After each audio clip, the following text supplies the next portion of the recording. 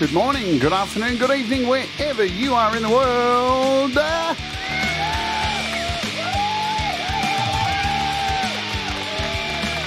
My name's Jade, and this is How to Wap on iOS.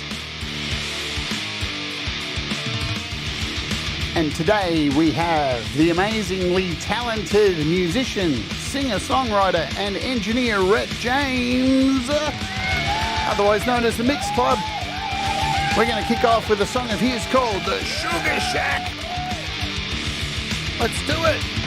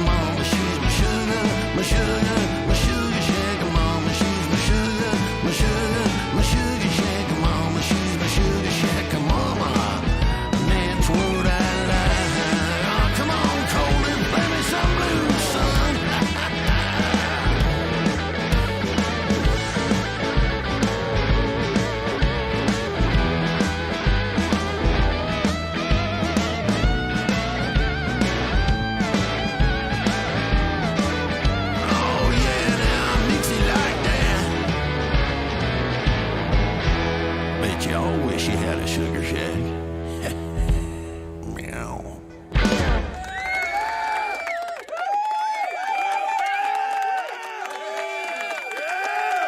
We all love a bit of sugar in the morning, don't we? I swear to God, the first time I heard that, I was like, hang on, does Rhett like sugar? I mean, but then I was like, hang on, it's my Sugar Shack, baby. What's going on, everybody? You're doing well out there. Welcome to the show. My name's Jade. This is How to App on iOS. It is my favorite time of the week because I get to hang around and chat shit with somebody who's really awesome for a couple of hours. And today's guest is no different, another person who I highly respect. And hopefully by the end of today's show, you'll learn a little bit more about him. Now, he has been playing music, I reckon, about as long as me, probably maybe a cinch bit more, but 30 plus years in the industry, performing in bands, as a musician, live engineering at gigs, and now like sitting here on YouTube, teaching us all some amazing skills. And he's extremely funny. You may know him as the Mix Club, or you may know him as poo-poo in my diaper. That's another story, and we're not going to dwell on that. But he is an amazing artist, and we're going to find out all about him today. Are you ready, guys? We'll say hello to you all in the chat about 20 minutes from now, like we do after the second song every episode. So thank you all for being here today. It's very, very kind of you to spend some time with me and my guest. Let's bring him on without further ado. Let's get the applause going for the amazing Mix Club, Rhett James. Hello. Dude. Hey. How are you, my friend? I am doing good, man. How are you doing? Very good. I am well. I'm okay. I am surviving, and that is the most important thing. Tell us about that song. That song. I said song. Meshuggah. Do you know who Meshuggah are? Nope. It's probably a band. It's a metal band. Hurry up, Princess messaged me, but I had to turn her on Do Not Disturb because I got a phone call when we were talking. I was like, oh no, she was waking me up because I got a bad time of oversleeping. Thank you, Princess, for playing Mummy today. Thank you. And who is Meshuggah? Meshuggah is a very technical metal band that mathcore, very technical stuff. It's interesting how My Sugar in that song repeatedly sounds like Meshuggah. It was the first thing I heard because it's an interesting name, Meshuggah. It's a weird name, you know. It's probably says something else, but I don't speak well. I got a kind of a country thing going on and everything comes out backwards. Not as much as my spelling, though. And everybody that puts up with me in the chat, hats off to you. It has been a problem forever. And I actually have Mom in the other room watching, too. She will tell you how good of a student I was. Yeah. Hi, Mom. Hope you're doing well. I'll go easy on him today, or maybe I won't.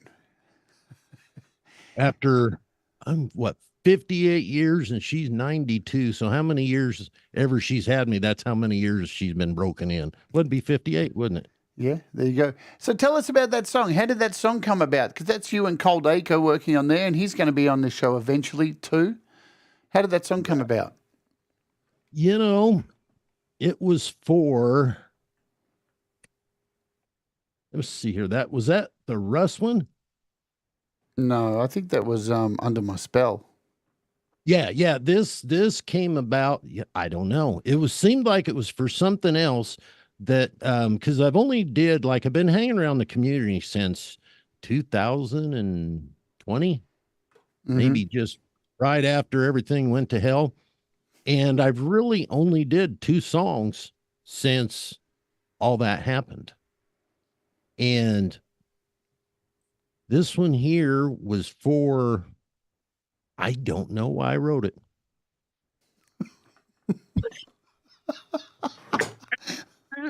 But it'll come to me. I will remember it. I guarantee you that. I guarantee you that. Oh, I can't see who's in the chat. When is Brad out there? Say hi to my buddy Brad too. He's probably lurking. I haven't seen him yet. Is he lurking? He's probably. And it'll come by the end of the stream. Now that just really, because they were both for Russ, but I don't know why. No, hell no. It was for the September song. That's why I did it. Song I'd never. timbre. Yes. Yeah, man. See, but you know what? You can't give me no shit, Jade, because yesterday you couldn't remember fuck all. You were you couldn't even remember where cut was on the video app from the day before. But see, it only gets worse, man. It only gets worse. Well, here's the thing, right? People think that I spend a lot of time learning apps, but I don't. A lot You of them, couldn't. I just wing it on the show because. But you know what? Yeah, you would know this better than anybody else. A delay is a delay is a delay is a delay. A reverb is a reverb is a reverb. You know, they're all the same thing. It's just the knobs have different names. Kind of like working in the music industry. A lot of knobs with different names.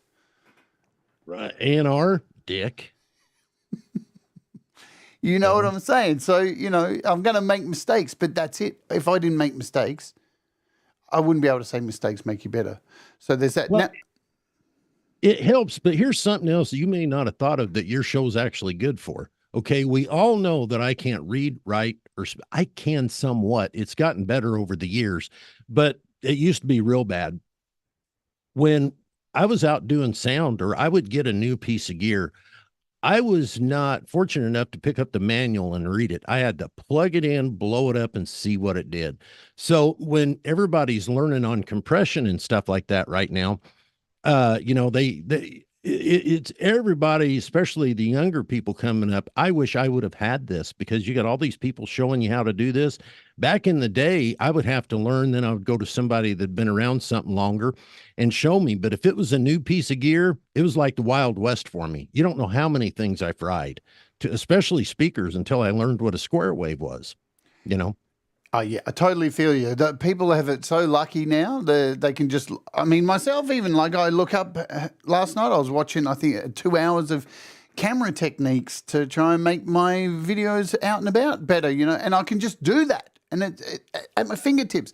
You remember when you would learn music, do you remember back in the day, Rhett, when you go to a music shop and buy an overpriced book on how to play a tablature? That, and you know, I was also really lucky when I first started. Old dude here in town that had the pizza business and jukebox business and kind of the old money of the town that did things. He had all these jukeboxes. Well, he had a room next door to the pizza shop, and he'd let me go in and pick up these old 45s from the jukebox.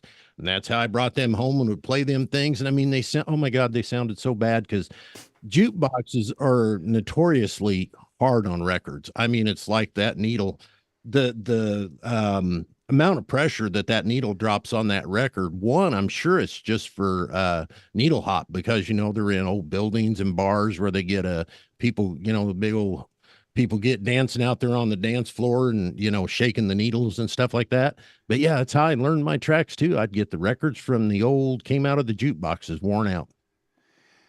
And, you know, jukeboxes have a very sordid history, not only because it's mechanical. You know, you think about that needle arm going down on a record, it's gonna be brutal. Plus, jukeboxes, I mean, have you followed the history of jukeboxes? How, like, they were inserted by record labels and run by the mob back in the day to generate money. Like, there's a whole dark history of jukeboxes.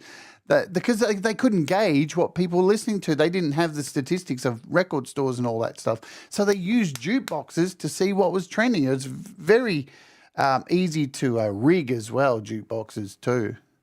Oh yeah. Well, you know, now I was mentioning this, I think it was either yours or Pete's, and me and TC, Thomas Christ, were, I don't know what we were talking about, but it was about LUFs and all of that stuff.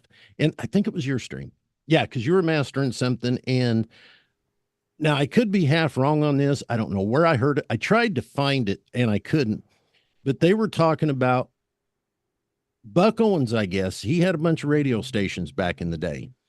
And they, you know, we were talking about somebody was saying, well, this loudness war is a pretty new thing.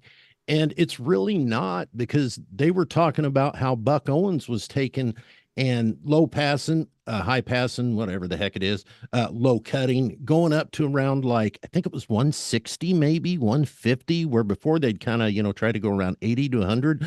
So they could cut deeper on that record. The deeper you cut on that record, the better you're going to have for the record not getting needle hop and all that stuff. But he was cutting up farther. So in return, when they were sending this stuff out to the radio stations, especially his, it meant all of his music that got played at the radio stations, because let's face it, a lot of the old radio DJs were pretty lazy. They just threw up a slider and they had a predestined place they threw it up to. Well, all of his records were coming out significantly louder because he was rolling off more low end than the other guys, which mean he got more volume put to tape and then over to the records.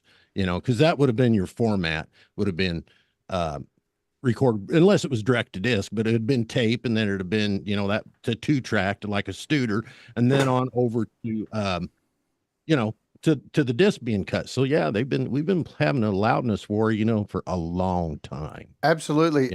And thank you also, Pookie, for the 10 gifted memberships. Mwah, you rock. Just talking about this before we get into, the usual questions. These days, I think people don't really understand that. I saw somebody, for example, who had decided, I'm going to release my music on streaming services, and I want to release it on vinyl. And they submitted the same master to the vinyl company, right? Because this stuff isn't taught, because vinyl's, it's making a comeback. Vinyl's really popular. It's growing and growing. More places have more vinyl on sale. But it's correct, isn't it? You have to master your music completely different as vinyl. You have to cut out all that low end, because when the vinyl is being put the grooves in, if there's too much bass in your tracks, it doesn't build a deep enough groove, and the needle just flops around and goes everywhere. Yeah, just basically blow the head out. Yep. I have had some people ask me about doing mastering for vinyl, and I just basically denied doing it because I don't know enough about it. And I don't think I don't have the experience in doing it. Back in the day when I was first starting, we really didn't master a lot of stuff back then. So I would definitely, especially today, I would totally myself, I would not want to touch something that somebody is going to be sending to mastering to do vinyl. But with that said, there's so few houses anymore. They're boutique places, right? I think they're going to call you up and say, hey, Jade, man, you need to revisit this master. Everything sounds great, but could you bump this up a little bit? It's just something that I would hate to have somebody print. They're going to be short runs. Yeah. I would imagine probably about, what would you think, 500 to 1,000 units. I don't know, but I would hate to fooball somebody's master up on, 500 vinyls and on them, because that's the school I come from. I would cover the work if I screwed it up, and I probably would.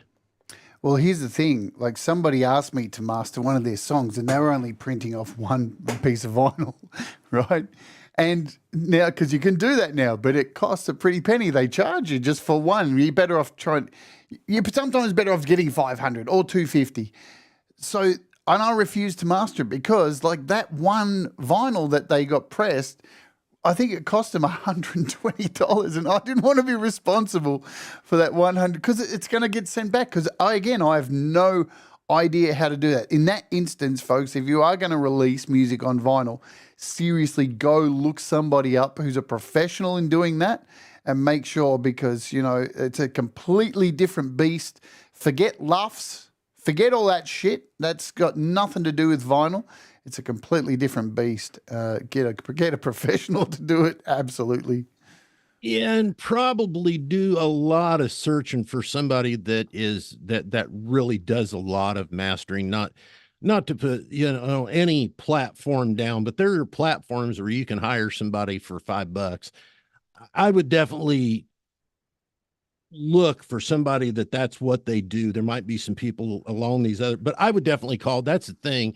The longer you get in this, the more connections you get. I would reach out to my friends and say, my first card call would be Mark Rubel down at Blackbird, say, hey, who, you know, who does this? Where should I go? Because that's one step you don't want to cheapen up.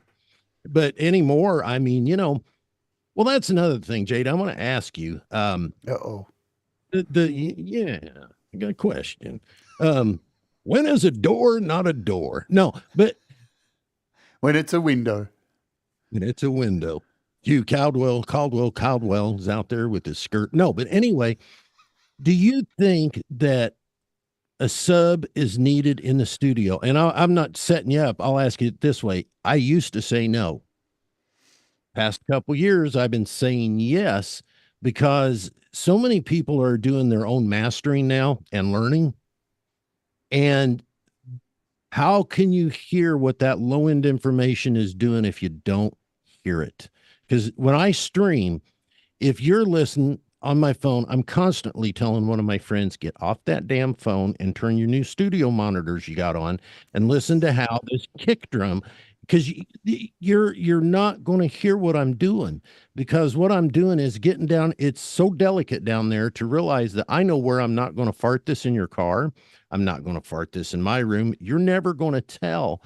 But if you don't have that sub now, and so much of this synth stuff is so low, you have to hear down there to be able to fix it, you know? And so what do you think about, do you think people, they don't need it. But now I'm like, yeah, I think people do. They just need to not be stupid. I agree. I agree 100%. So my studio, so on the weekends, you know, I master on Patreon, and a lot of the time, I'm just going to be honest, what people hear me master on that stream is not what they get, because I don't want to master songs in headphones. I just do it to get an idea on that stream. And then later on, when the stream's over, I go back and revisit all the songs that I mastered in that stream on my monitors with my sub connected. So I have a sub connected here in the studio, because you're right. You need to, like, it's the same thing, I think, as you hear everybody say the car radio bullshit of, like, listen to it in your car stereo, listen to it on a little Bluetooth speaker, listen to it on your monitors. You should have a sub in there somewhere as well, too, because depending on the style of music, there's certain music out there that it requires a sub. And, you know, you want to get as close as possible around all realms. So I agree. I think a sub is, if you can get one, but it doesn't have to be on all the time. You can turn it off. You know? That's it. A lot of people like, well, I've had it and it's been turned off and I don't use it. Well, when I do a lot of this film music and stuff, if I'm doing anything that's kind of orchestral, and that's another thing too. Talk with Coldacre if he's out there stirring the pot. Hey, Coldacre. But what I do is really not film music, okay? It is more like that would be used on Deadliest Catch, stuff like that, you know, for just a little background music. Film music that's a total whole nother thing. And a lot of people say they do it. Well, yeah. I mean, what the hell's that one guy that, oh man, the big film dude. The big film dude. It's too. He's that'll come to me later too, but he's orchestra and Hans Zimmer. All right. You know, I mean, come on. I mean, you know, that's something that I have grew up with, that in doing this crap, it's like, know what you're good at and know what you're bad at. Yeah. And surround yourself by horses. So if I was to put a band together right now, guitar player wise, I'd be hitting Coldacre up for a guitar player, you know, because that's somebody, I want horses that are better than me. You know, and when I played music, far as a singer, I was never a great singer. I was just a good showman. I could make people drink beer and party and have a good time, and that packed people in, you know. And I would even tell people, you know, I would make them run stuff in the newspapers that would say, make sure and come early to get your seat. Just stuff, whatever it took. You have to get that venue packed before you play note number one. I don't know why I went there, but it was just a train of thought. I'm done now. Just Brad's course. All right, let's get down. I'll ask you the questions I hit everybody with, and I'm supposed to study for this? No, I didn't. Okay. I wrote these bullet points at 2 hours ago. I'm so organized, my friend. You know what? I get everything else organized, like all the, the OBS, all the emojis. So, by the way, if you're a Wart warrior here in the chat, there's two Rhett emojis. So throw them around like they're like you splashing money. So throw them around. But no, Why don't I get a head? What's that? Why don't I have a head? You got to do something extra, $5 a month to get a head. No, you've got a head. You've got two heads. I swapped them around. Head. Dude, I swapped them around. There's so many, and each week I swap them all around. So you may have missed. Look at all the heads you've got. You've got plenty of head now. Look at me, princess. Make me go. Okay, I'm ready. Hang on, look at this. Laurie said Rhett's all dressed up, looking sharp. Yeah, I watched him get changed. Damn right. Oh, there she is. Yeah. Hi, sweetie. He got his gear off for me. It was a moment. Don't mind that I have my dip in this side. No wonder I'm single. And don't forget to ask about the Valentine's It's on the list, man. It's on the list. All right, relax. It's on the list. Hear that? All right. Rhett, what does music mean to you? It's everything, man. It's all I've ever done. I mean, I've done other things. I drove a truck, believe it or not. I've hauled alcohol and gas, but music's the only time that I'm happy. And the only thing bad about YouTube, man, because we need friends around us as creators, man. We need to have that interaction where we can, work as players. It's like, dude, that's really a stupid ass idea. That song sucks. No, this is a good song. But yeah, music's just, it's as soon as I think I'm going to do something else, it's the only thing that truly makes me happy. Yeah. Yeah. Let's go back. Let's go back in time, Rhett. Do you remember the music that was played in your household growing up? Who were the artists that your parents played, and did they influence you? Let me know who they are. Tommy Dorsey, Glenn Miller. Everything would have been big band. Mary Alonzo. Matter of fact, my dad sounded like Mary Alonzo. He had a really incredible voice. Sound of Music, a lot of musical stuff was going on. And I actually think that might be another question. I think I've heard that, but that would be a very, very, I think that's why I got such a weird musical taste, because it was really old style music. I wouldn't really call it jazzy stuff, but yeah, big band. Jackie Gleason, the big fat guy from Smokey and the Bandit. Okay. The big fat guy from Smokey and the Bandit. How'd you come from? When I get home, how'd you come from? There's no way you came from my loins. It's funny. The only lines out of that I remember is "Right Turn, Clyde." That's all I remember. But I remember the films. I mean, whatever happened to what was the lead actor of that film? The what? Well, who was the lead actor of those films? What's his name? With the moustache. Yeah, what happened to him? Did he go into porn? He did something weird. He was hooked up with Sally Fields. He died. Oh, he did, didn't he? Yeah. They're all Jerry Reed is passed. I did quite a few shows with him in the year, and that's another thing that'd be funny to talk about. That was my stupid shit that I have done throughout my career. Does not just happen here. I've left a mark everywhere I've went. Oh, God. And on the back of my truck, I got a bumper sticker that says "some bitch" and got a picture of old Smokey and the Bandit holding up a CB mic. If I don't look like a retard driving down the road. Speaking of that, the R word just there, you put that in your bio. Why the fuck did you put that in your bio? That you said you put is a retarded engineer. Retired. It's typo. Typo. Did you know? I looked at what you wrote. I thought you did a good job correcting stuff. I never caught that one. Okay. It was meant to be retired. Oh, fuck me. Yeah. Some Leela and Valerie do the best at figuring me out. My goal is to make coffee come out of Valerie's nose. Well, she don't choke to death and die on stream. Yeah. You're going to kill her, dude. I think it took her a while not to get mad at me for some of the stupid stuff I do in the chats. But I mean, I don't know. I sit here and start having fun, but I backed off because I thought I wasn't being respectful, because that's kind of something I live by with what I've done, playing and everything. I never raise a hand to anybody unless they push me. I never, ever start a fight and yell or do anything. It's exactly how you treat me is how I treat back. And I've lived my life by that. And it's done pretty good.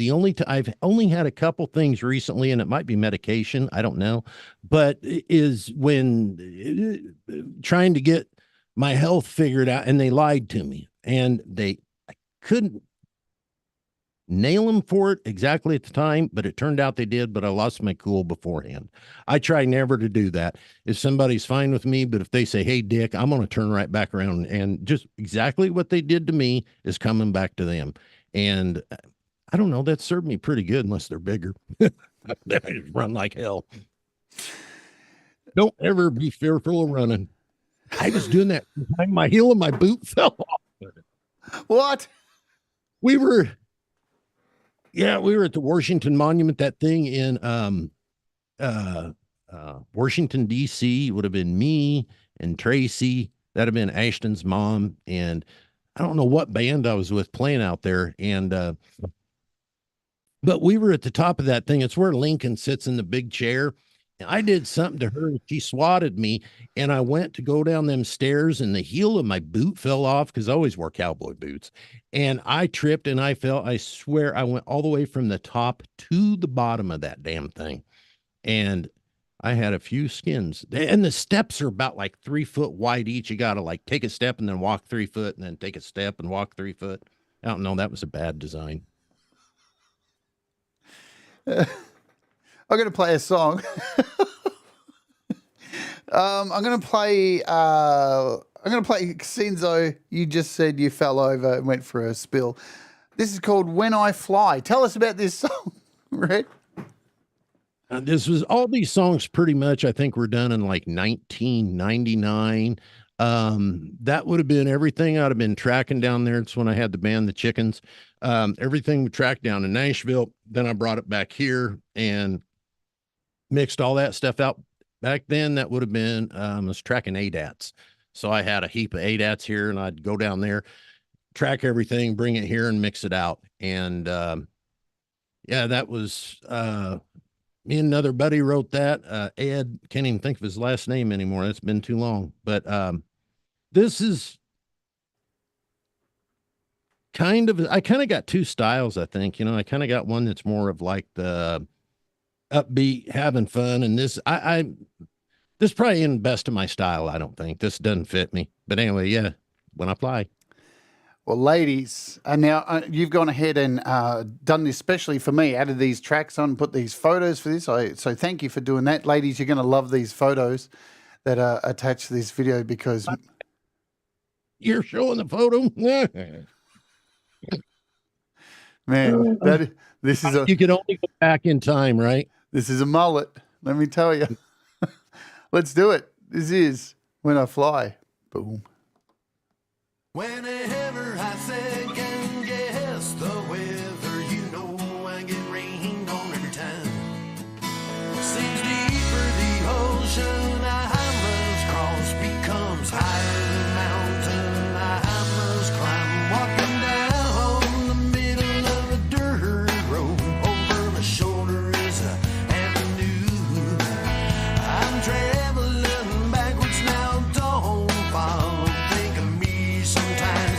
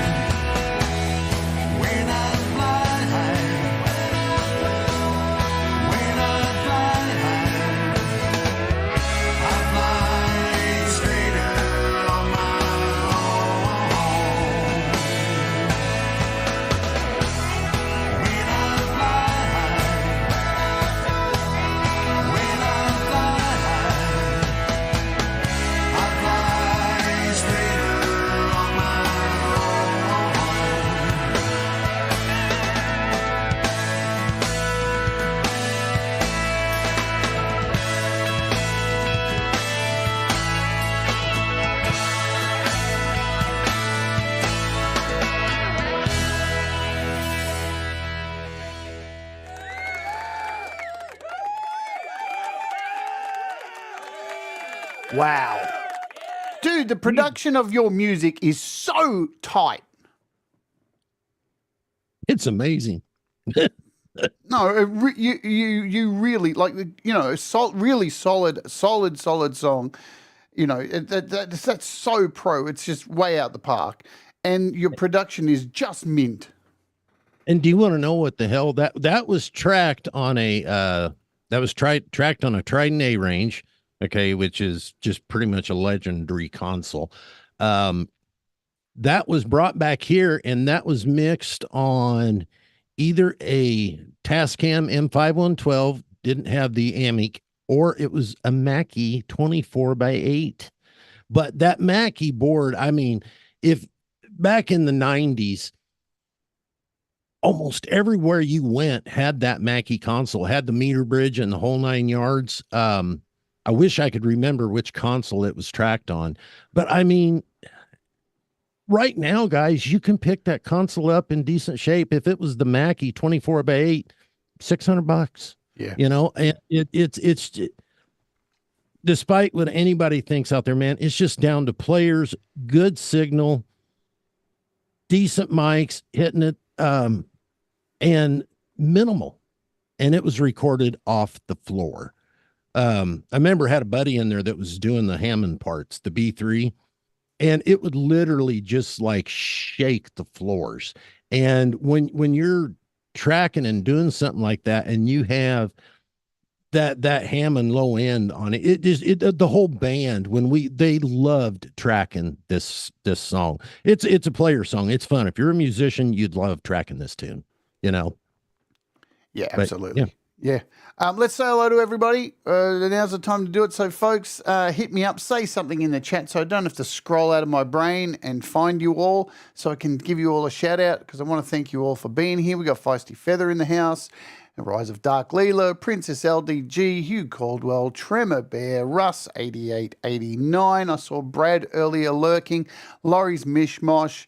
Who else do we got? We got Michael Songs, Thomas Christ, something in the char, Guzzo of Oz. We got Ed Bemedal. We got Cy Effin says I had a Tascam 4-track, but sadly it died. Ali, what's going on? Gregory O'Sullivan, Mateus. Who do I see scrolling up as well? We've got Mom 10, Jillian. Hello, welcome to you. Who else can I find as I scroll and try and find people? If I haven't called you, I just can't be. It's Kim Harden Hudson. Hello, hello, hello. If I've missed you, that's just because I can't scroll far enough up. It won't let me. It's part of the problems of this chat thing that that allows me to put comments up. My son was supposed to stop in, and Chaz Wags and a few other people. Ashton, if you're in the chat, Chaz Wags is here. Chaz Wags, yes. He is here. Yes. I bet he's laid the phone down, though. He's probably sleeping. Ashton, if you're here, make sure and say hi. You could get on your other account, which you helped me name. He also has one. I farted it on my diaper and poo-poo came out. It doesn't fall far from the tree. And the older he gets, the more he looks like me. And he sends me these pictures. He's got this stupid German Shepherd Great Dane that weighs like 165, 175 pounds. And we took a picture of me and the Great Dane, and he sent it to his buddies out east. And they're like, dude, your dad and the dog look alike. We kind of do. He's got like people eyes. The dog, not my boy. He wears John Lennon glasses. Rhett, what started you making all these ridiculous nicknames on YouTube? I think Ashton showed me how to do it. Right. And he was over here not too long ago, and he was like, dude, I never should have showed you how to do that.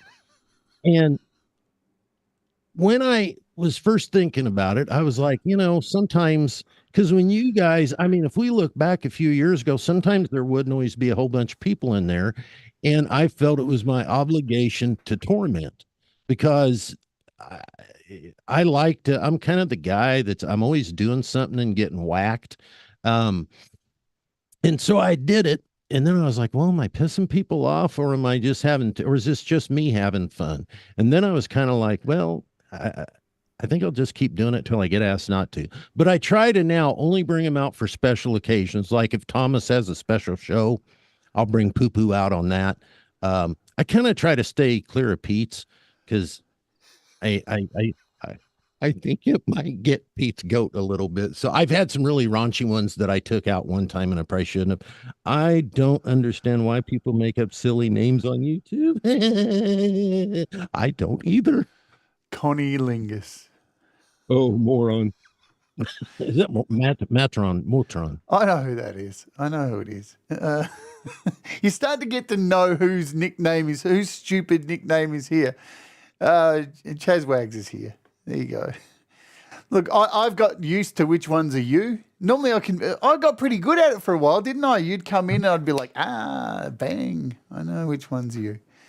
And my only rule was never to do anything harmful. Of course. Yeah. I thought about it, but I never, not harmful, but just like, towing the line a little bit. I figured the name ought to do that, not me. But yeah, just something to pass the time when I'm shit tickled bored. It's either that or work on something. And it's like, Jade's on. Let me go see what. And I don't bring it out when I know you're clearly in a bad mood. I don't bring it out. Like, yesterday you were about 3 shades away from having a meltdown. I'm like, I'll just keep poo-poo the hell up. But like Thomas, he's always in a good mood. He puts on good. So I always go Thomas's. Yeah. Yeah. I'm on the rag sometimes. It is what it is. Let's continue on. So thanks. Oh, Falcro's here as well too. And hey, Falcro. But thank you all for being here today. 34 kind souls hanging out with us. What was the first album you purchased and was given to you, Rhett? I hear Grandma yelling at Betsy. Hold on a second here. Betsy, first out, man, I really got to say that The Sound of Music. Can you can you sing us a line from The Sound of Music? Go a dear female, dear da da da da da da da, and then climb every mountain. I wanted to be a big time singer. I remember sitting back. My dad had a 1974 Olds 98, about the size of a hearse. I remember sitting in the back of that thing, hopping up and down, singing that shit, going down the highway. Yeah, but I don't know how that. But like I said, I grew up in a really weird musical house. Just a lot of that. Big band type of stuff like that. And I just thought it's what it was, and took me a long time to, find out who some of these rock bands were. And I'm not really good with names. And I don't think I have a favorite at this point. I don't have a favorite band. I just have a lot of favorites, and sometimes it's all about production. Sometimes it's like just about, the tune. And it seems like my flavors change a lot. I don't know why. So, big band and musicals and stuff like that. When was it that you found country music and got into that? Because that seems like that's your main spirit music, yeah. About 1978, I think. Would have been about Alabama. Would have been hitting round and through there. The other one that I really love, and I still do to this day, is the Statler Brothers. But, probably 90% of the people in the chat doesn't know who they are. Like today, my favorite band and that I like is one my son turned me on to, and I just love their shit. They're called Morphine.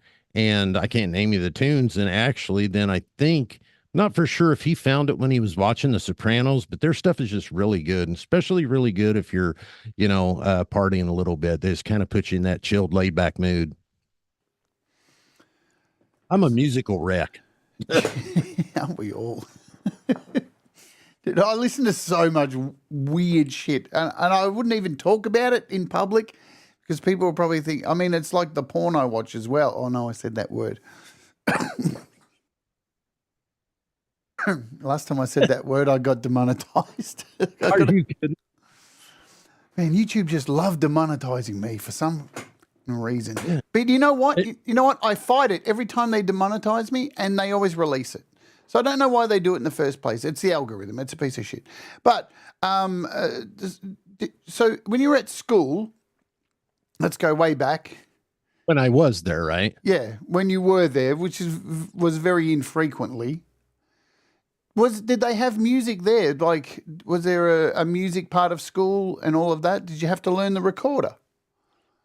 Uh, I went to, yeah, they had like a music class in grade school, and that teacher there was called Mr. Miller. And man, he was really, really mean. And then I went into junior high and wanted to play trombone. And I got put in LD band, learning disability band. And then, and me and a buddy of mine, George Peters, we got in trouble. We threw his horn down the well, and they had to come out and get it and stuff, and didn't believe that's where it was. But yeah, I was in LD band. Then I went into high school and progressed into normal band. And evidently, I had a really hard time reading music as well. The letters were not flipped around, but I think the whole thing with reading and everything, I just didn't give a shit. I wanted to play what I wanted to play. And eventually my high school teacher was cool and sat down with me and says, dude, let's learn this and do this. So I did, and he was great. But the other guy was actually, I was probably better than the other people in junior high. He didn't like me. And I did something on a Halloween that he lit the nativity scene on fire in his front yard. And that was part of his dislike.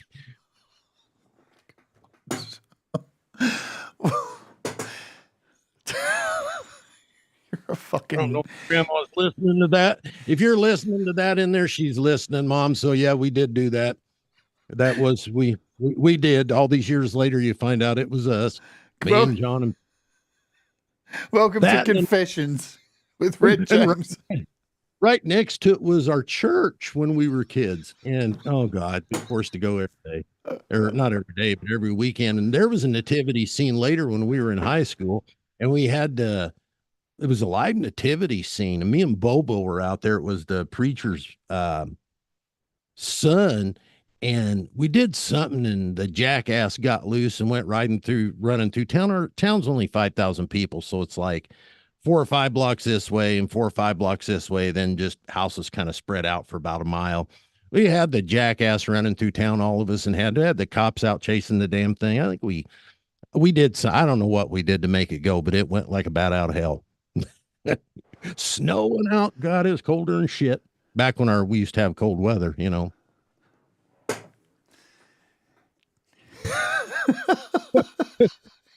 Like an Eeyore on the loose, you know. Oh man, I've lost it today. Jesus Christ. Have you ever spent time in a Turkish prison? No, but I spent the time in the Pena jail for taking the lights off the cop cars. And so have you been to jail? Yeah, they let us back out. We had to put, we went out and we jacked up the back tires and put blocks underneath it and took the twirly gigs off. And Terriette comes outside and putting in a big old wad of chew and gets in his car to go, and it don't go nowhere. Yeah, but that was back when you could do shit. Community service was like, it wasn't bad. But Terry, I mean, these were when these cops, they knew all the kids. They were good to us. If we did something bad, they made us go home. On the weekends, they would take all of our beer. They must have had refrigerators full of the shit. We didn't get in trouble. They just took it. And when he would ride through school and would be out running track and stuff like that, I'd always yell at Terry, and he'd come by. He had a big old thing of Red Man. He'd give us kids, you know, some of the ones that chewed, give us a big old thing of chew. And then the coach would see us and he'd make us run and not spit. Yeah. Times are different now. Times are very different now, aren't they? There's a lot of things you can't do these days. There's a lot of things you can't say these days. There's a lot of things you can't even pretend to say. If I did half the things that I did when I was playing in bands when I was a kid, man, I'd be in so much trouble. I can't tell you, Rhett. I did a gig once for my band Utensils, and it's a 2-person show. And, we used to smash gear on stage. That was our music, smashing gear, making obnoxious noise. And that was a style. It was classed as noisecore. And we would just smash computers, smash gear, and it was a big spectacle. We did a gig once where we called in a bomb threat at the venue we were playing. And we had people come in with balaclavas, friends, and guns, and lock all the doors of the venue and hold the audience hostage. And we didn't realise that the police would actually come. And it didn't turn out very good, let me tell you. But I live in such a small town that one of the cops here, Pete Darrell, when he was driving around at night on patrol, he would pull the cop car up in my drive and come in the studio and hang. And I mean, Lord knows what was being smoked in here. And we were playing a gig out south of town one night, and I told him, hey, let's do a fake arrest. And so we were doing the fake arrest, and I ended up, and the rest of the band sitting there going, oh man, what the heck's this knucklehead doing? And I tackled him and threw him on the floor. And the whole band is like going, oh God, God, God. And Pete gets back up and we're laughing and shit. Well, when this all got done, I'm drunker than hell. And I drove the cop car to the restaurant with him sitting in the other side. Dude, this shit would not happen today. No. And he's no longer a cop. But when he was sitting there, I went to the back and he had his coffee cup, and I went to the back room because my old Italian buddy Biagio owned the restaurant. And I went back there and filled his coffee cup up with whiskey, and he was sitting there and he took a look at that, and boy, he got that Jack Elam eyeball. You know who Jack Elam is, right? The old Western guy. Yeah, he looked at me, man, like that. And that was just our weekends when we were home. I mean, nobody was doing anything, I guess, harmful. It wasn't probably good, but I mean, we weren't being mean to one another. You'd stop. Somebody had car trouble, you'd help them. It was like today, you drive by somebody and go, sorry about your luck. I'm going to play a song. We'll play a song. We'll come back. We'll talk about how you got into bands and performing and all of this next. Let's play My Kind of Woman. You want to tell us a bit about this before I play it? I think I wrote this one, especially I wasn't going to finish it, and Mom liked it, so I went ahead and did it.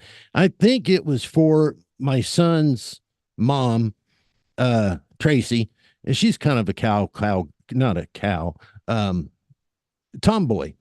And I had an accordion that an old boy at a band, hey, there's Coldacre and PP said, that followed us, and he had an accordion. He brought it to me, so I put the accordion on it, but I'm not an accordion player, so I had to run through the first pass on this hand, then I went through on the second pass doing my key buttons, but it wasn't a huge one. It wasn't one of them like a monkey would do. It was just little, and that's about the intro to it. Anyway, it's for Mom. She's in there watching. Grandma, if you can hear me, here's your song. I'm done now. All right, let's do it. This is My Kind of Woman, Rhett James. Boom.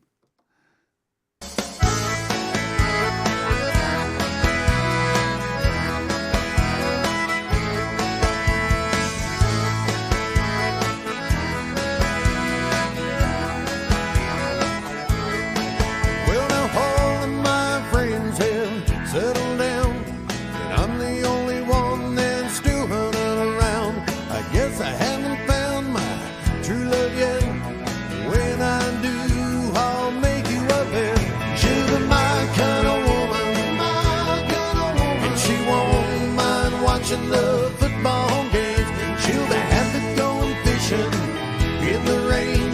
And my kind of woman, Lord, will never complain.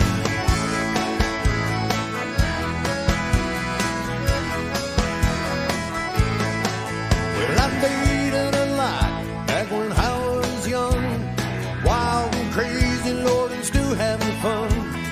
How will I ever learn to settle down?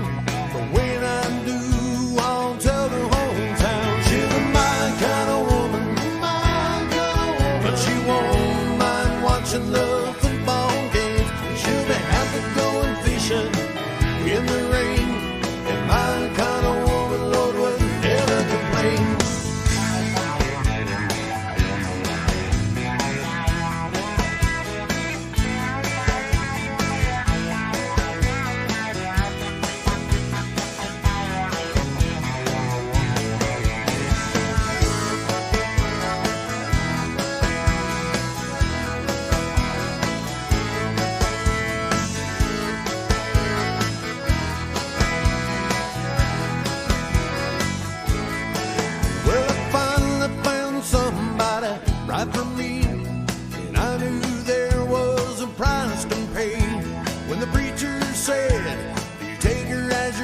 said, man, I've been looking for her all of my life. She's my kind of woman, my kind of woman. And she don't mind watching the football game. And she's happy going fishing in the rain. And this girl of mine, Lord, she never complains. She's my kind of woman, my kind of woman. And she don't mind watching the football games. And she's happy going fishing in the rain. And this girl of mine, Lord, she never complains.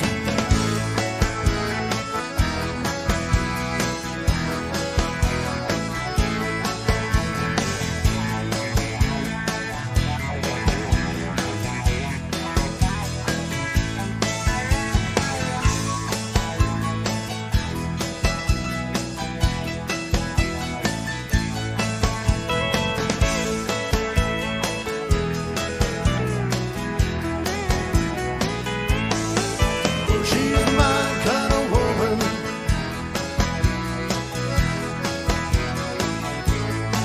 Well, she's my kind of woman.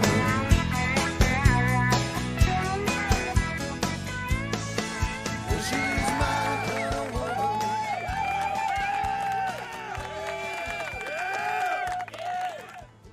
Another great song, mate. Hell yeah.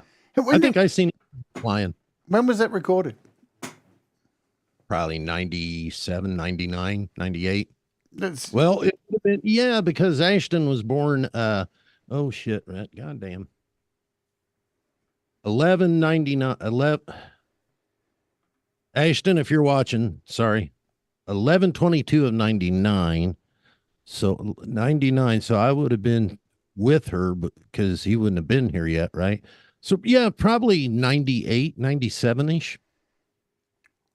Yeah. it sounds great. It just really good production and just so clear. Like that's the thing, you know. I think people tend to overcomplicate their music and put way too much in there and don't understand dynamics to it. When you pull things out and put things in, it's something I see all the time, and I'm guilty of it myself too at times, obviously, because I try and. Well, you know what I notice, like with you when you're doing stuff, that you're not as heavy-handed as I am when you're making moves, and I definitely see that it's not necessarily a good thing what I do, but that is definitely a thing that I brought over from all the live stuff. Sometimes I wish that I could do less when I go to do something, but when you're doing stuff live and you're getting a sound check, man, you got to dig to find stuff. And I still do that live when I'm mixing in the studio on something I end up, at least I back it back down, but sometimes I feel that I still go a little too far. Does that make sense? Yeah, Just a little too aggressive. But then again, too, I either have two styles that I like to mix, that kind of Nashville polish or something that's extremely kind of raunchy. And I still don't get the raunchy. I still somehow end up making a raunchy song sound clean. And I'm working on that. It's something, you know, we all work on every day trying to get better at what we do. And I'm a firm believer. I've said this over and over. I think that, I wonder who in the hell that would be. And I believe that it's kind of like it's our DNA, right? You know, I hear everything I hear, I always hear it the same. And somebody's like, well, when you mix, why do you pull up the kick drum? It's because I pull up everything and listen to it, right? But I'm like, I hear what that raw kick drum sounds like. I automatically know what the problems are. And a lot of that's coming from live sound because that's not going to work in a house. You can't have, 120,000 watts aside. You can't have 250 going, it just can't be there. And that's the thing. In a live environment, you're mixing, your console is going into your EQs, right? And if everything's muddy, you're just pushing mud into that EQ, right? So that's one of the reasons at a live venue, you do it as well. You get there, you always play your tunes, right?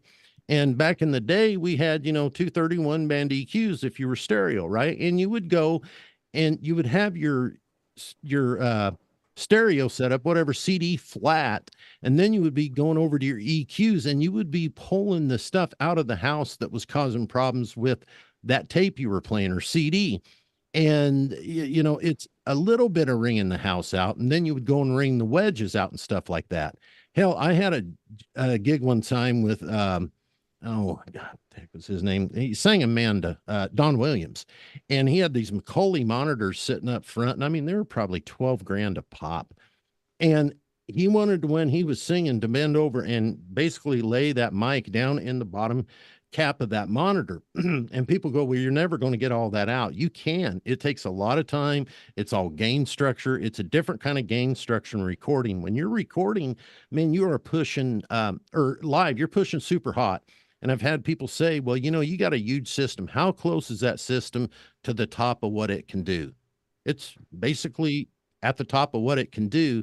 And I gauge front of house by the kick drum, because nothing's ever going to take any more power than that kick drum, unless you're doing a keyboard part for like riding the storm out. Okay. Yeah, live engineering to studio is totally two different kettles of fish completely. I mean, and you know this too. When you're engineering a huge venue or even a small venue, you can sound check and and push all this stuff and try and get people's horrible amps. Even in small gigs, you know, people bring the shittiest amps. You got to get a sound out of it. But then as soon as that venue fills up with people, that sound changes again, because now you've got people, and people are solid objects, and audio frequencies bounce off people. It doesn't go through them. So then you're sitting there at the desk immediately as soon as that set begins, and you're altering to compensate for this 3,000, 10,000, 100 people. It's a completely different ballgame, isn't it? It changes in a heartbeat. And the other thing that this goes all the way from your little town bar where you got a sound guy in there doing it, right? You know, let's say maybe we got 150 people, killer band, and they're not really they're not on, but you know the mix is there, all the ingredients. This happens in the big gigs too. I've had big venues where you're like, man, I don't think I'm going to have enough power to rock this show out, because for whatever reason, the band is being a bunch of wieners. Hell, who knows? Maybe they're mad at each other. Maybe they caught somebody with their wife. I don't know, but they're just not doing their deal, right? All of a sudden, for no reason, they light on fire. And you just walk away from the console and you go, there. You can't say, it has to come from the players. You help it. I mean, there's definitely a difference between a good sound guy and a bad, good and bad. But that when the band is rocking out, that comes from them. And my job is done. You are chasing your ass until that band comes on fire. That's a lot of times the difference between a pro and a not pro band. The pro band comes out and lights on fire from the word go to the end, and even their bad night is on fire, if that makes sense. They always send you good levels, and it just always works. That's kind of a telltale sign of a band that's not quite there yet. You know, they go on through the night, and about the last set they're rocking. So yeah, sometimes it's just all it's the band, and man, that drummer really, I don't know any band that does not have a good rhythm section that's ever made it. You got to have, like Mr. Smith, man, and my buddy Mad Dog. They are incredible backbones to play with, you know. Yeah, and talking about bands who have to click and fire on all cylinders on stage. You have to be a pro. If you've got shit beef with your band members, if you've got shit going on at home with your wife, or there's bullshit going on, it's the same with doing YouTube. You have to get on here as soon as that red light's, as soon as you're live, you have to forget all that shit and the show must go on. It's a very, very hard thing to do. Even sitting here each day in this studio, like, this week I've had shit going on, but you got to do your best to get through. I dropped the ball on a show this week. Shit happens, but you claw back the next day and you get back to being as pro as you possibly can. And as soon as you're able to do that, that's when you click. That's when you have those performances that are solid all the time. I've been a shell of myself since I basically retired, and I don't want to put the burden on taking care of mom. She's also taking care of me because without her retirement at this point and with my health, I'd be, we'd be doing this from the overpass or the underpass, wherever the hell that where people and the bridge thing, so get my health back and get back out on the road. The I have not gave YouTube the hey Chuck, what are you doing there, yo dick? I have not given this what I did when I was playing and out doing sound. I worked the day my dad passed away and we planted him. I flew out and did a gig that night. And that was the dedication that I had not to let people down around me that were depending on that. And I have not gave that with my YouTube channel.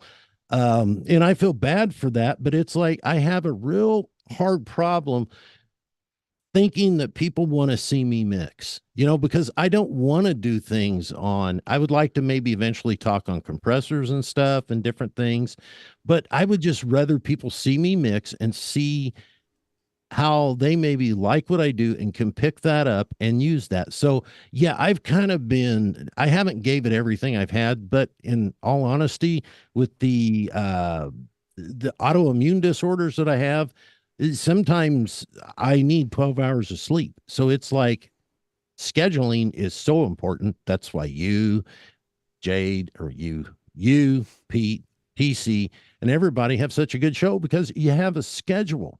That's just as part of the band coming out on fire is that schedule. You don't just all of a sudden decide to play a gig at the bar and go out there and set up. People got to know you're going to be there, man. Yeah, consistency. It's one of the most. People talk about thumbnails and all this bullshit on YouTube, and consistency is one of the most important things. Being there on time, doing it all the time. Speaking of consistency, I need to do this because I need to be paid by YouTube and run the ad. About 12 minutes late, so you may or may not see an ad run. This is something we do at the halfway point of every show. I'm going to run the ad now. You may or may not get one. If you want to avoid the ad, you can become a YouTube Premium member. But while this is happening, Cold Acres asked me to do this, so we'll just do this while people may be getting an ad. This is something called the Lawnmower Man. Let's do it. I got a little red wagon and an old gas can. I pull it through town just as fast as I can. Da-da-da-da-da-da-da-da-da-da, I'm the Lawnmower Man. I got a little red wagon and an old gas can. I pull it through town just as fast as I can. Da-da-da-da-da-da-da-da-da-da, I'm the Lawnmower Man.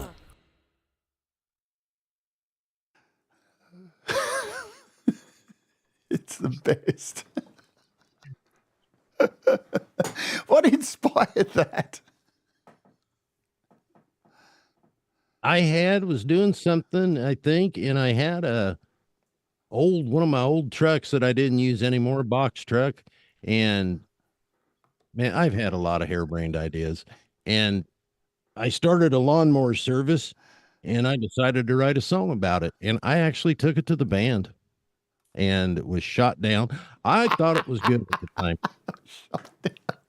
It's important to work with people you respect, right? Too funny.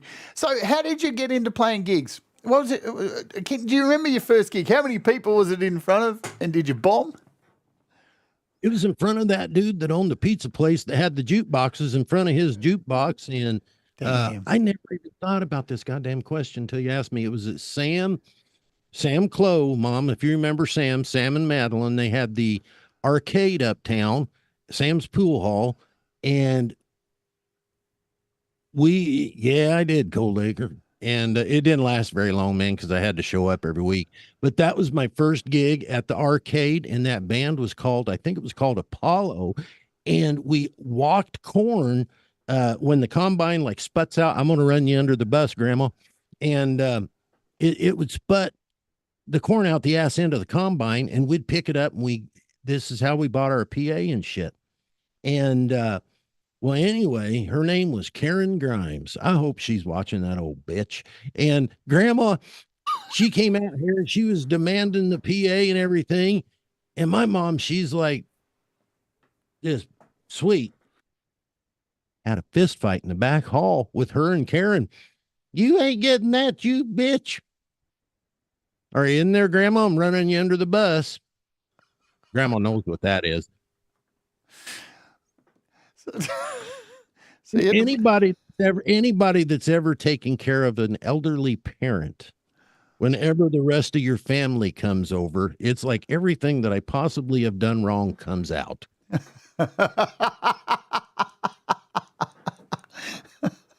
I cut her hair, and I swear to God, she looked like a Q-tip.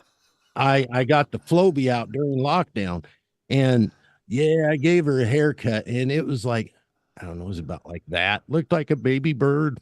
And my sister came in, and I'm like, I don't know. I haven't seen you guys. Nobody asked if I need anything. She wanted a haircut, so I've been giving her a haircut for 2 years now. Maybe Lori and Leela would want me to become their hair technician. God, he says that poor woman. If I had $1 for every time in this episode, Princess wrote, "My word," I'd be rich. But you know what? She gave me the best one-liner that I use on Chuck all the time because he's a dumbass. Yep. YEP, that shuts him up, and I don't have to like go, yes, because this, that, just yep, that's the end of it all. I love you, Chuckles. You need to come back on my stream and play piano. But Chuck gets so stoned, I have to tell him to breathe. Breathe, Chuck. And then he gets home, and Marlene tells him, can you not close your mouth? Should I just ask for the Valentine story now? Go for it. Oh, you hear about it? Okay. Well, so it's Valentine's Day yesterday, I guess. And Epi was a drummer that I was working with in Amy White Band, and he also owned a funeral home. And I was going out with this girl from Mattoon. Remember her mom, Dawn? And she was kind of pretty. And, well, it was Valentine's Day. I forgot about it and everything. And I called Epi up and I said, hey, dude, man, you got any flowers there? You had any recent funerals or anything? And he said, yeah, I got some flowers here. Some people that were like, they got dead, and then they were going to like, they weren't going to fly them. They were flying the body, so the flowers don't go. And I said, take them out. And I said, go over, write a note and put it on Dawn's front porch and tell her it's from me. God, if she's watching, I just stirred up a hornet's nest. But anyway, so he goes and he did it. And he puts them on her front porch. And oh man, about 6 or 7 o'clock, my phone rang and I'm getting my ass chewed. The dumbass forgot to take out one of the cards and thing that she found, and it said rest in peace in it. And she knew exactly what the hell happened. How in the hell do you screw up that bad? Yeah, that was the end of that one. And she was actually a pretty one that I had. At least you didn't like steal them from a gravesite. Could you imagine that? Have you ever had flowers stolen from a gravesite given to you? I have not. No. I've had 2 women show up at the club at the same time. Oh, God. From like 7 states away. I was in North Dakota. 2 of them. They were all from like, one was from Illinois and one was from like frickin', where the hell was she from? Michigan or some shit? You know what? And they wouldn't sit at the opposite ends of the bar. They sat real close. And then I had it one time here in town, we were playing, and my dad was so calm and cool, and mom and dad were in there, and I had 2 of them. Matter of fact, it was the same girl. She broke up with me, and she said, that was it. And I said, well, so somebody breaks up with you, right? It's done. And so I made another date. Well, I'll be damned if she wasn't quite done and she showed up. She beat the tar out of me with her sandal. And my dad and mom were walking out the back. And I remember my dad was just chuckling at me, telling me, have a good night, son. I'm like, shit. Oh, Lord. But I mean, I everybody has probably had a similar, maybe not. I mean, man, I was pretty you're smarter than to have two show up at the same time. I don't think I've ever had two at the same time. Well, hang on. No, don't even go there. Don't. What am I going to go down that path for? So, you when you're playing, I'm trying to get back to fucking serious Did I shit. screw you up? What when I get done, Mom's going to beat my ass. I bet you. Yeah, exactly. So when you're obviously touring for a long time playing music. Yeah. You touring around America, and like, what was the kind of schedule for you when you were in your heyday and touring? Probably the biggest year we ever had was probably about 270 shows, and that would have been from doing live production, doing sound, from the band I had. That was called the Dixie Chickens, not the Chicks, the Chickens. Goodness me. Hey, PP. Grandma, there's Princess. See Princess? Can you see? Look on your screen 2 times at the same time. No, I didn't do nothing. They just were at the same venue. I just had a lot of explaining to do. And yeah, we would like, it just depends. Cause back then the touring was really a thing. And actually I was talking, I think to Hugh Caldwell a while back, and it was in a chat. So he probably didn't, he may have seen it. But it was like recently, only body I've ever seen in kind of my field of artists that I would work with that had a schedule like this last year was Lyle Lovett. Jeez, man, he was like beating it up. He was like day after day after day and that's the only way to make money doing this, because when you have a day off on the road, I would hate to think what it would cost a national today, depending on the size. Let's just call it like a once was A act. Now they're kind of like a B act.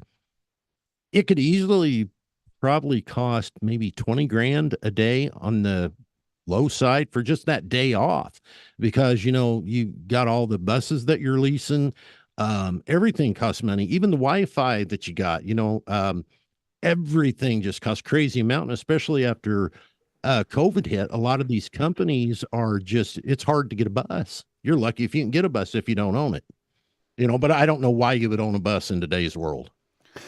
Do you think the music industry's changed? Well, obviously it's changed with digital streaming and stuff like that. But back in the day, like when I was young too, I had a year in my band where we, did over 250 gigs in a year.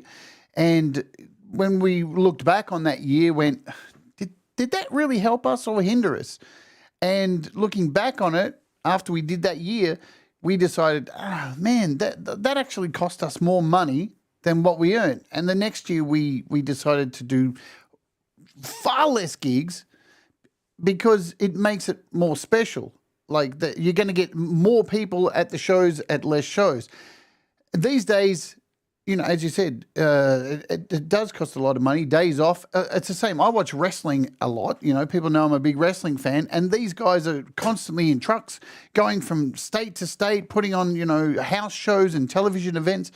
And it's got to cost an absolute fucking fortune for hotels, fuel, all this kind of shit. But these days it's all merch, right? Merch seems to be the seller of music. It's not even the gigs. The gigs run at a loss. All these arena gigs run at nothing. It's all merch. Well, yeah. And here's the thing, Jade. If you are like, let's say you're in your local band, okay, your band, not a national, but you're like a kind of what I'd call like a regional successful band.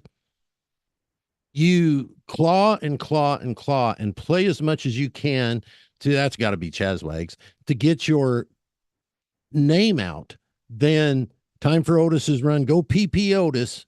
And then when Chuck, you made me lose my thought, but it'll come right back. Come on, brain. Okay. So when you are playing, help. The cost of touring, playing gigs, merchandise, all this kind of stuff. Okay. So you claw yourself up to get yourself known by all the folks coming out. Do whatever it takes to fill that club. And people are always like, it's hard to fill a club. Yeah, it is. You got to do a lot of shit.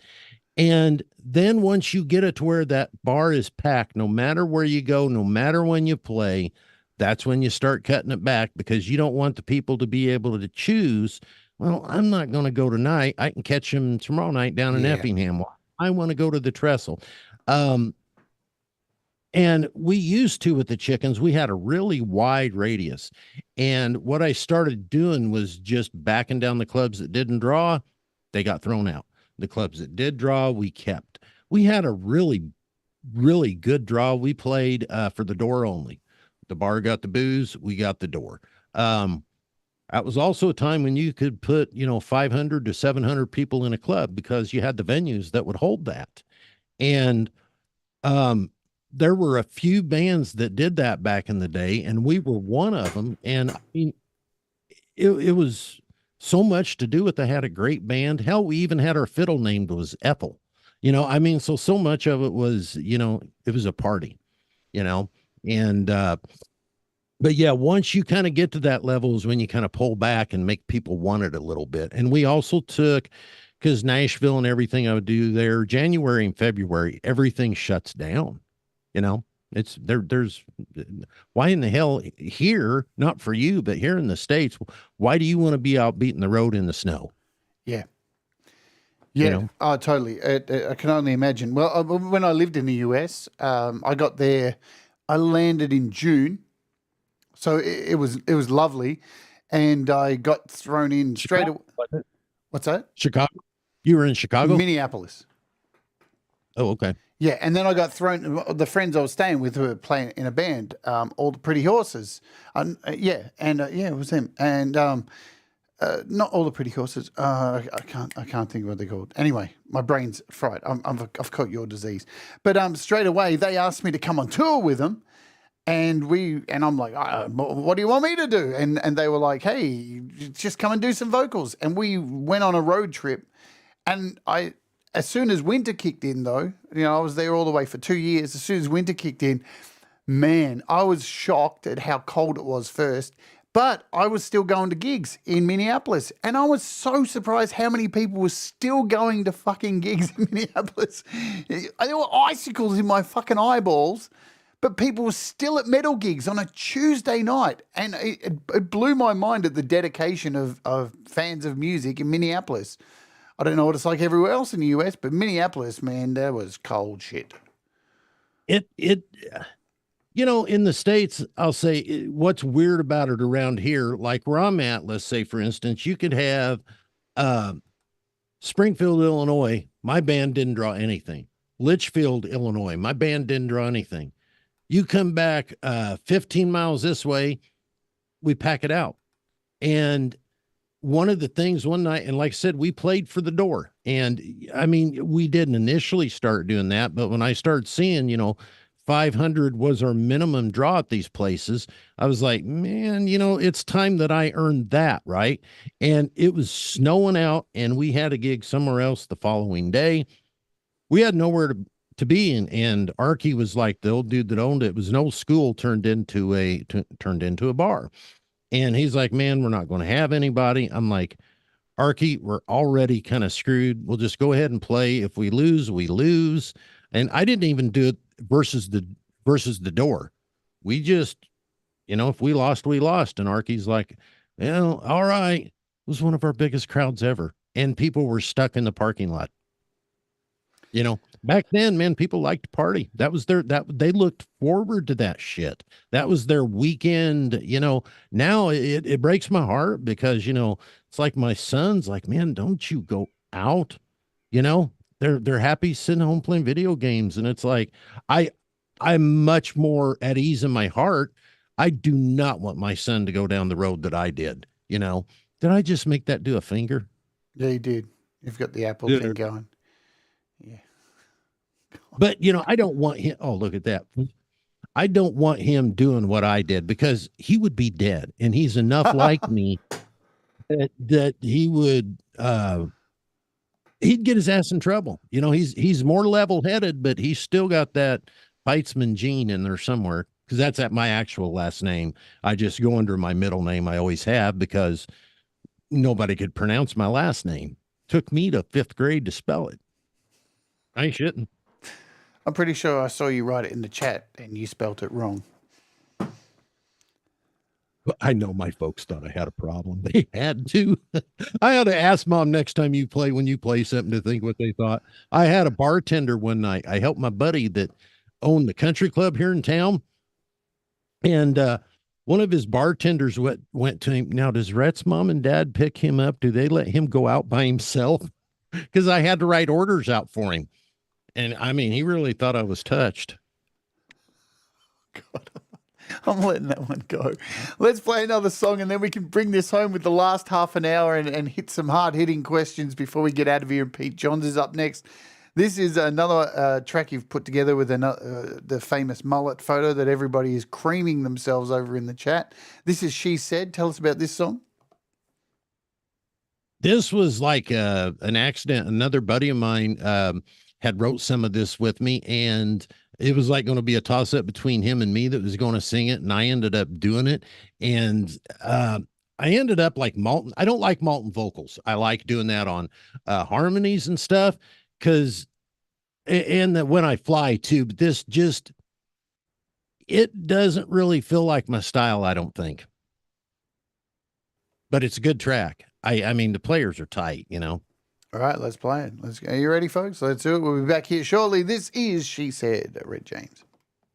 My boo.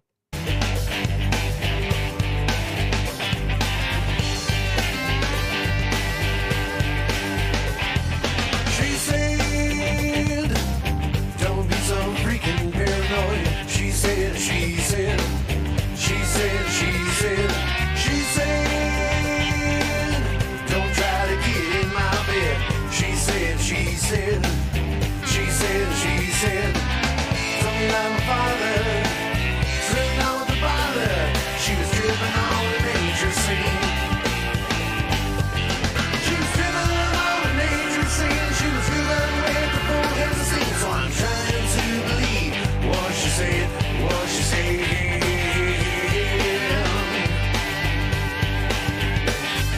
She said, don't be such a companion man.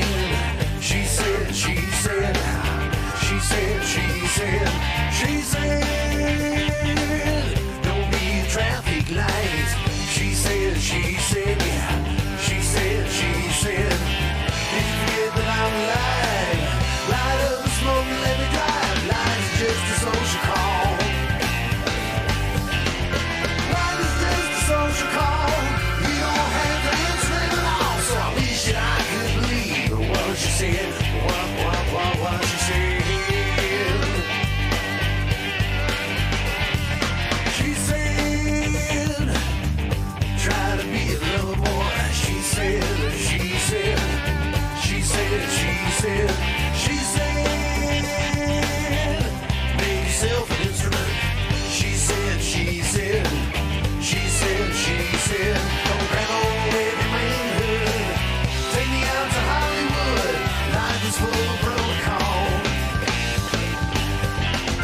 Life is full of protocols. You have my ass against the wall. So I guess I'll believe what she said, what she said. What she said.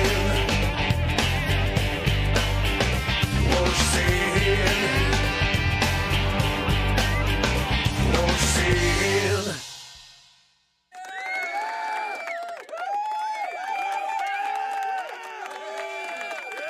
Again, wicked quality, you know.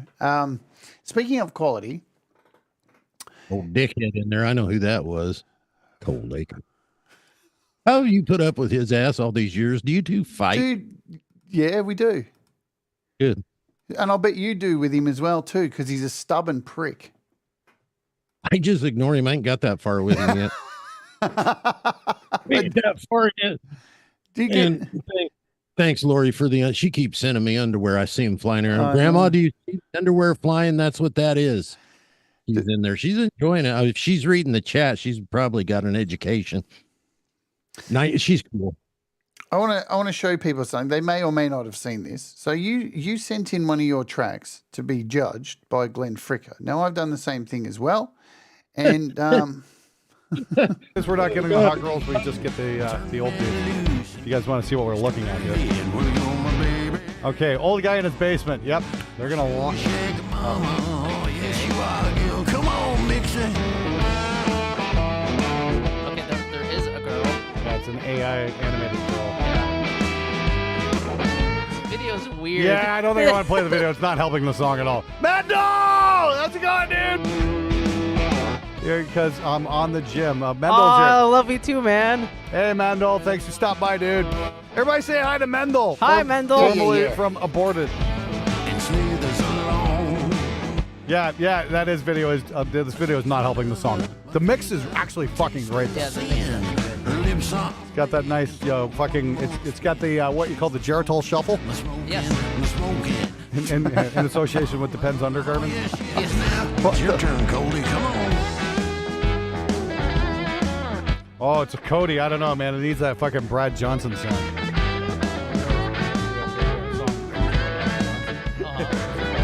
Oh, okay. That's funny. Needs that Brad Johnson magic.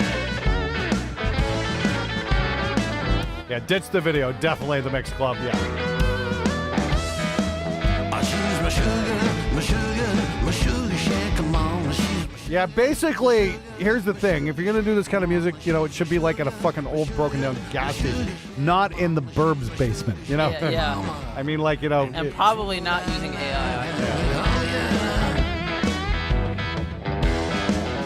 It's interesting with this because they spend so much time taking the piss out of the video clip, but overall, Drums are great. This whole mix really works. Yeah. I've got no problem with the mix. The videos, just don't do the fucking video. Don't listen to that video. She's my sugar. I'm going to forward it. No, it's not the cell shading. Hang on, let's get to the end. Come on. Oh, yeah. Meow. Yeah. It turned me around on it, really. Yeah, it's just like yikes. Yeah. Drop the meow, man. Trust me, it's only good if it's a girl doing that. Meow. Yeah. Wow. What the fuck that meow? Exactly, Deveros. Wow. What the fuck was that? Oh. Yikes. Great. Now I'm gonna listen to that. I'm gonna fucking stab you with this pen if you do that again. Now, Yeah, no, never do that get again. to the mix clip. Okay, that's only. Yeah, that meow's haunting my nightmares for a week. See, this is a problem with Glenn. He gets fixated on stuff, but overall, can I have a do-over? Actually, surprisingly, the mix is actually really good. Yeah. It's suitable for the kind of music. Yeah, the guitar tones worked really well. Yeah. The shuffle beat worked. The vocal was actually pretty fucking good too. Yeah. Just the fucking meow at the end. Yikes. You can fucking like lose that and the song will be great. Yeah. Just The guitar playing was great. Yeah. The only time it's ever acceptable for a human being to say meow is when it's a hot girl in your ear. Yes. yeah. So, the reason I played that is because I think it's important to show somebody who has the skill level that you have at mixing and playing music and doing all this stuff, to send it in to somebody respected like Glenn Fricker to give their opinion. Of course, he's messing around and stuff, but overall, the high quality of the mix was, up here. The video clip, now the video clip was just dicking around anyway, so it wasn't important. It's the song that's the most important thing. What is your opinion on sending music to people to have them judge it? Should you send it to just anybody, or should you be specific where you send it to get feedback from? I think when you do that, it's a really hard thing. You can learn a lot if you send it to somebody that has a lot of experience and you ask them to be honest with you. It may hurt. They may not have liked it, and I would have been okay with that. I think the problem sometimes if I send something to, let's say I send something to Cold Acre, he's going to come back, I would hope, and say, dude, drop this. Something's up, something sucks. Because that's really why you're wanting that input. Not a defensive thing. Well, it sounds like that because. So it is hard when people ask you to listen to their music. If something isn't right and you tell them that, then all of a sudden you've hurt somebody's feelings. that I was going to do a show. There were some idiots that had a show on a while back that I used to watch. And I thought about doing this. And then I thought, man, if you're honest when something is not right, you're going to lose some friends. And the other thing, in the back of my mind, I go, man, I'm the dude, the lawnmower man. Am I really credible to do that? Now, mix wise, yeah, I am. I think I could help somebody with their mix, but I have a real bad problem. If you were to play a song like, let's say there's three of us in here and we listen to that track, I would have a hard time telling you what I would change. If I'm in here and I play it by myself, I would come up with notes to tell you what I would do to that track. So I'm not a good guy to do that on the fly. That's kind of another reason that I did. I just think if you're going to do that, then expect the worst.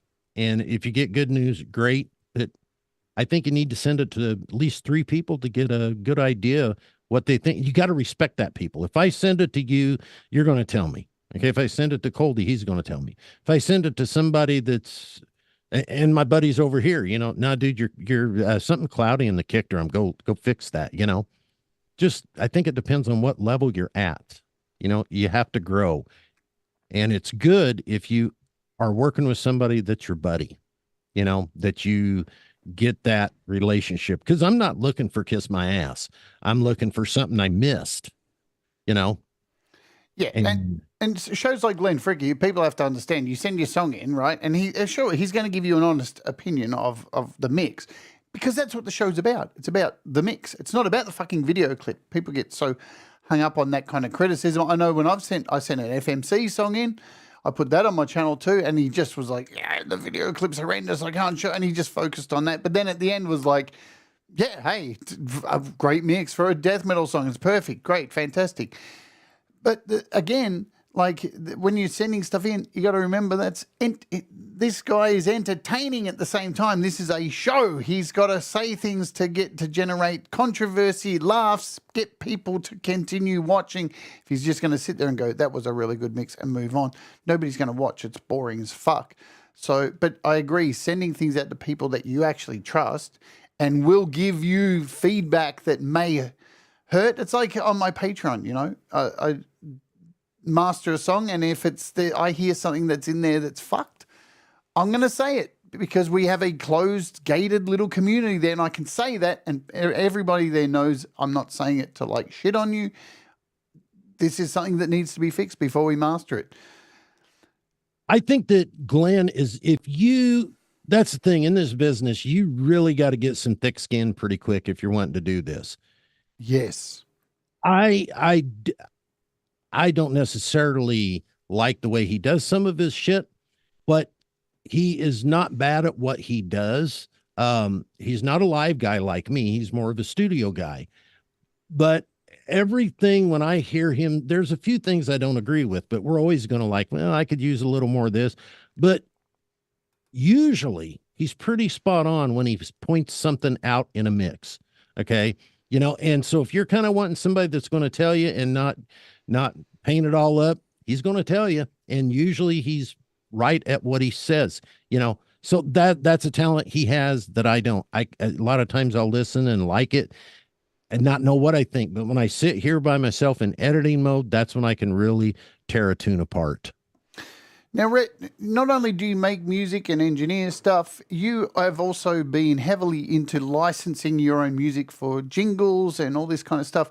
Tell us about that. How long have you been doing that? What's the process, and how do people get involved to do something like that? And is it worth it for people to look into things like this?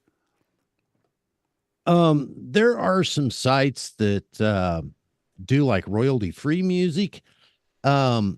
They're kind of taking a hit right now because you have a lot of things that are going on, like you have Epidemic and all this different stuff, and probably even in Canva now too, where, you pay your monthly subscription and you can use these tracks behind your videos for YouTube and stuff like that. But like, say something like Pond 5, it's the easiest one for you to dip your feet in and get going, because you can the upload process is pretty simple, and they accept almost anything. They used to. The market's fallen out of that a lot. Then you go into where you want to get in stuff for like film and do licensing and stuff like that. That's the way to go. There is a website that the guy's pretty decent with it. Oh man, I was just watching that earlier. Jade, if I think of it and anybody watches it to this point, I will bring it up in my stream, or I'll send you a link to the guy's video. Because they can't see my screen if I get on here, can they? On my computer? No. Okay. Because Lord knows what I have on here. Your videos, watch history. Let me see, because I just seen this. No, I just realized why you asked that. I thought you actually wanted to share your screen, but Absolutely not. What have I done lately? Okay, let's see. Puma Missy unwrapping an incredible gift. Oh, there's one. Okay. Sorry about that. Yeah, because this is important. I'm sorry I'm taking time here to do this, but I know people want to. Okay, sync SYNC my music. Sync my music. Sync my music. Here we go. That's my sync. But that is a good thing for people to go and check out. The guy's name is Jesse. He has a whole community that you can get involved with, and he's got courses. He will actually, you can get into the community, and he drops like a list of libraries that you can submit to. And I'll tell anybody this right now that's wanting to get in this. The worst thing used to be, you were always, what was it? Busy, calling, doing all this stuff to push your way in. If you actually start getting something with this, don't beat people up calling them and emailing them. If you get something submitted, give it some time, then reach back out. But this is actually a pretty good move if somebody is wanting to make money, because the money comes from the back end of getting something on national TV, especially if you got something on Super Bowl. I sold a huge collection of about 2,300 tracks, and I did the way I sold it is the indemnity of this. It will come back to me in about 3 years, and you still get your writer's share. And then I have another collection of music, like I've had stuff recently on Hallmark Network with I think Dolly Parton and Loretta Lynn. There's one on CBS or PBS I've had stuff on. I've had some stuff on Deadliest Catch. And then if you go to that IMDA and you search Rhett Peitzman, you will see a movie that I was in. They used my film music for, and I've never seen the movie, but it's like it's got to be like some B movie you see about midnight on there. And I've never seen it. It's got to be just a turd, but it's still money coming in, because when I sold that one collection, it was about 25K, it was a lot of money, and that's when the stuff was taking a hit. So my advice is, if you want to make money from that, definitely get into the licensing side, the stuff like Pond 5 and all that. That's just how you kind of get into it and kind of gauge what you're doing. Okay. Yeah. Does that make sense? Yeah, absolutely. Money spell out of it's like everything in the music business. You can't be sitting still, because the difference in your show a year from now than where you are right now. I honestly think that you're really, you're finding a good place for yourself right now with your walk with me's and all this different stuff. If you look at your analytics, they got to be looking better, because I think you're hitting a wider audience, and at the same time, you're upping your production level with this. And when you bought your new camera and shit and all that stuff, man, that's an investment. That's a tool. If you would have went out and bought yourself as not a skin flute, a recorder thing, that wouldn't have. Whoops, blurt. Oh God. I would have got a lot less work done. What are you doing today? Well, sitting here working on my G minor. But no, I don't even know where to go after that one. All right. We got a bit over 10 minutes, and I've got to get out of here on time for Pete and send everybody over to Pete. If you were to give, like, I always say this all the time, I paid an engineer once when I was working on my Dread Circus album just to go in, sit with him, playing my album. I was still going to record it myself, but I just wanted to get the opinion of a really high-end engineer, and I paid a lot of money just to play him the songs in his studio and then have him give me some feedback.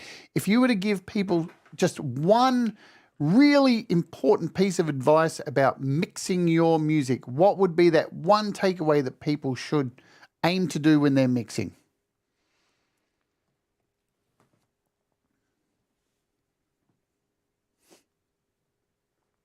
Listen, because it's going to be more than one thing.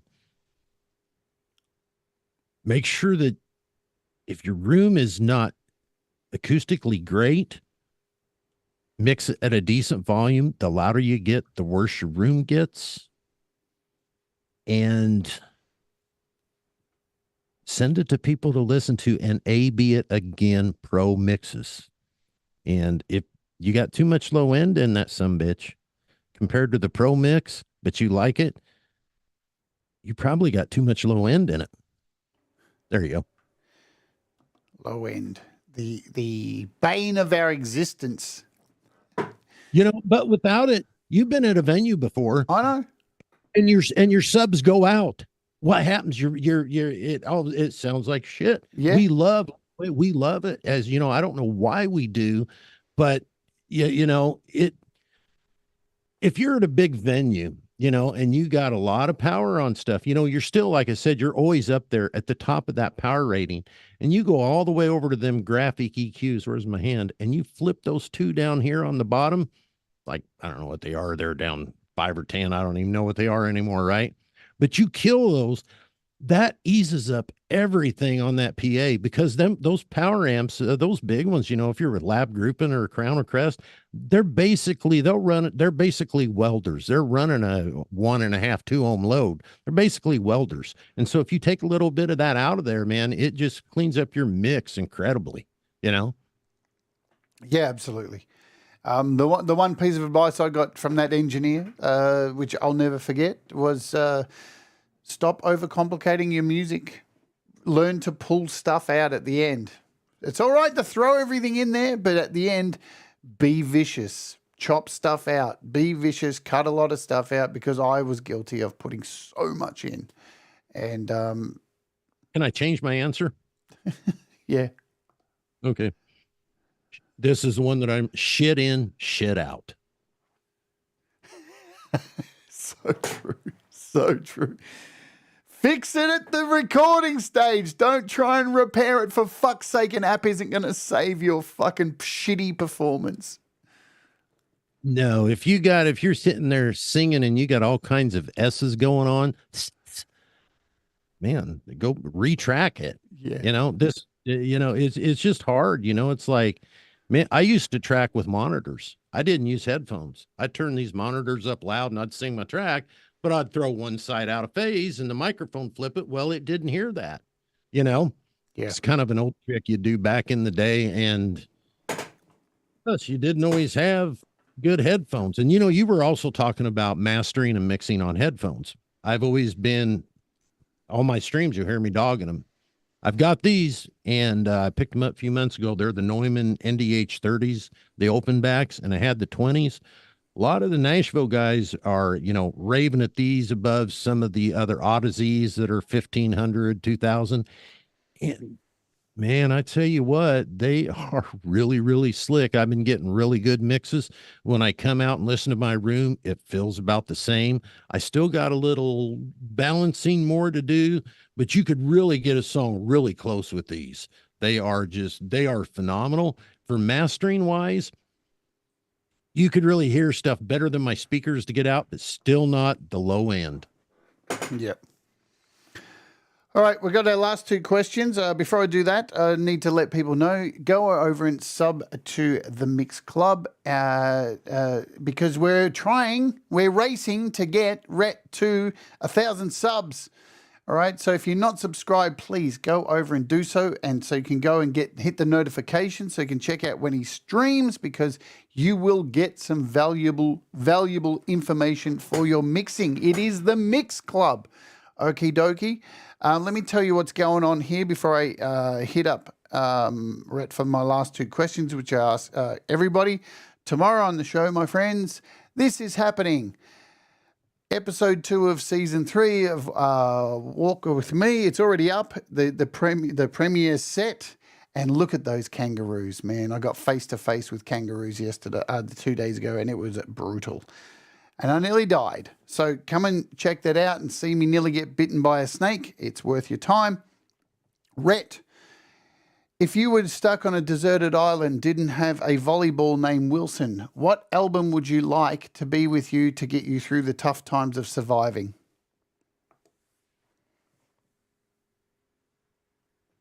I think I'd take that album that I fell in love with. My boy turned me on to, the morbid Morphine. Wow. Awesome. Yeah. Well, I mean, I think they're all dead, you know. And if you're going to give advice to somebody starting out being creative, music, engineering, singing, painting, whatever it is, when would you say is the best time for them to start their endeavors? Right now, and definitely move to where it's at. If you want to be doing it in your country, move to Nashville. If you're wanting to be doing it in your, I don't know, weird, whatever that style of shit, move to California. You know, the Go-Go's, whatever, whatever that is. That's my advice. And if you want to do metal, go to the Bay Area. You got to be where it's at, man. You know, because you got to get that's how we learn. We learn from, I learned because I was on the road and I was living with the guys that I didn't live there. I come back home. But those people, you know, you got to be around people that are doing it to learn, you know? Absolutely. Are we going to see any pussy before we go? What time? 4:56. I'll get it. I'll take my off, Princess. You got a minute. Jeez. Yeah. I know. I'm a slave driver, aren't I? Princess needs to see her pussy. We need to see some pussy. If you don't know, Rhett's got cats up the wazoo, and he closes his show every episode. But here we go. A bit of pussy for everybody. There you go, Princess. Now, Betsy, you're on TV. You're on with Jade Starr. Let's turn this on. There we go. You can hear me? Yeah, we can hear you. This is Pumpkin. This is Betsy, about a 35-pound cat that's probably going to claw me to death. Good boy. Okay, give Daddy a kiss. Go. It's a love affair. Thanks, Rhett. All right, you're back. Thank you. Very well. Hey, thank you so much today for coming on the show and sharing a little bit about you. There's so much more we could have covered. You know, we invite people back from time to time, so I'm sure we'll have you back and talk even more at some stage. But thank you so much for coming on and sharing your wisdom. Folks, go and sub him up and check out his streams because they're fun, they're educational, and you get to see a lot of pussy. Anything you want to say, and then we'll get out of here? No, I think that's it. Other than you forgot to tell me to spit my chew out, and I had it in the whole time. I just wanted to see it in there. All right, we're gonna go out. We're gonna play under my spell. This was on the charity album that Russ put together, and Cold Acre played guitar on this as well. I love also the spelling on this too. You've got special thanks to Cold Acre. Where'd I do that? All right, here. Oh. That's wicked. Anyway, let's go out and play this. Pete Johns is up next. I'll bounce you over there. Come and join me tomorrow for Walk With Me. Let's do it. Do the things that make you happy, folks. Mistakes make us better, and we'll all rise together. Here, let's do it. Oh, stay on the line, Rhett, so I can say goodbye to you afterwards. All right, let's do it right now. Boom.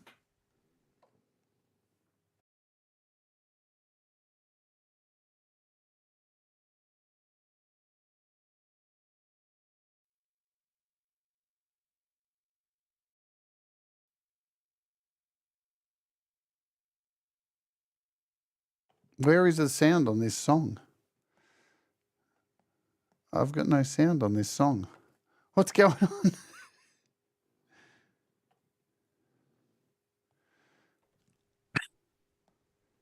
There's no sound. What the fuck? There's no sound. Why have I got no sound? Let me see what I did here. Let me see your videos. I don't know what's going on, guys. There's no sound on this song. Maybe we'll try again. See if, I don't know why. I was sure I played this and there was sound earlier. It's playing for me. Is it? Yeah. That is so weird. Oh, looks like we don't have a song to go out with today. I don't know why it's not playing. Maybe I'll reboot YouTube. I think we've run out of time anyway. We have. Yeah. Just for shits and giggles here. See if it opens up on your messenger. It's probably not glued up to your computer though. No, it's just not playing. Oh, hang on a minute. Let's try this. There we go. Let's go.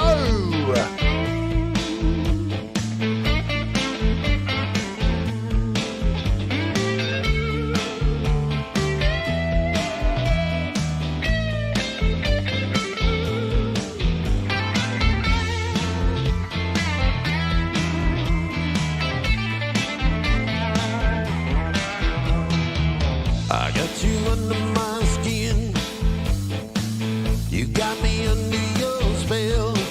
I need your loving like a devil in hell. You got me under your spell. And that's what I like when your heart on fire like a devil in hell. A drink of water to cool you down. A shot of whiskey to